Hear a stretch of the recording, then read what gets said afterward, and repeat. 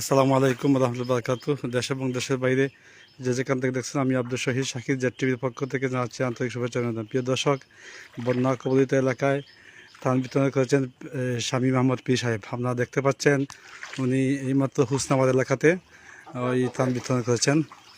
আমি আপনাদেরকে দেখানোর চেষ্টা করতেছি।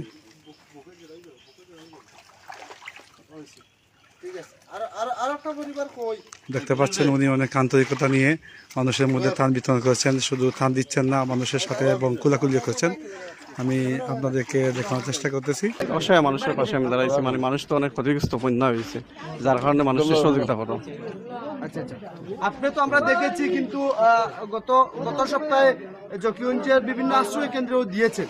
হ্যাঁ, আপনি এই পর্যন্ত মোট কতটি পরিবারকে এই খাবার সামগ্রী দিয়েছেন? মোট 500 পরিবারকে। 500 পরিবার। জি জি জি, ধন্যবাদ।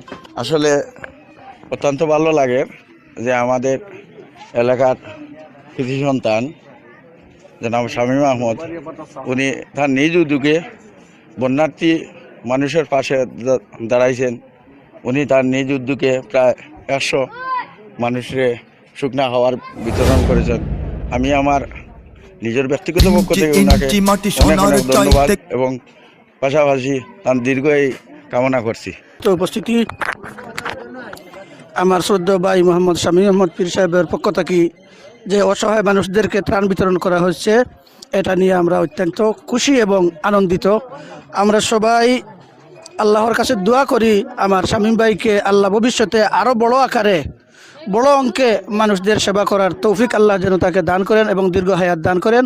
তান আম্মা খবরবাসী আল্লাহ তান মার খবর জান্নাতুল ফিরদাউস দান করেন। তান আব্বা জমিনও জীবিত আছেন, তান নেক হায়াতে তো ই বা তবিলারে থরকা আমিন। আসসালামু আলাইকুম প্রিয় ব্রিওয়াস, আপনারা শুনিয়ে অত্যন্ত আনন্দিত হবেন যে আমাদের মোহাম্মদ শামীম আহমদ পীর সাহেব উনি অনেক গ্রামে অসহায় মানুষের পাশে বিভিন্ন রকমের খাদ্য সামগ্রী বিতরণ করছেন। এইভাবে আজকে ওনার নিজ গ্রামে উনি অনেক খাদ্য সামগ্রী বিতরণ করছেন। ওনার এই মহৎ উদ্যোগটা শুনিয়ে আমরা অত্যন্ত আনন্দিত হয়েছি। আমরা দোয়া করি আল্লাহ পাক রব্বুল আলামিন ওনার এর বিনিময়ে আল্লাহ পাক রব্বুল আলামিন ওনাকে উত্তম প্রতিদান দান করুক। আমিন। ওয়া আখিরু দাওয়ানা আলহামদুলিল্লাহ।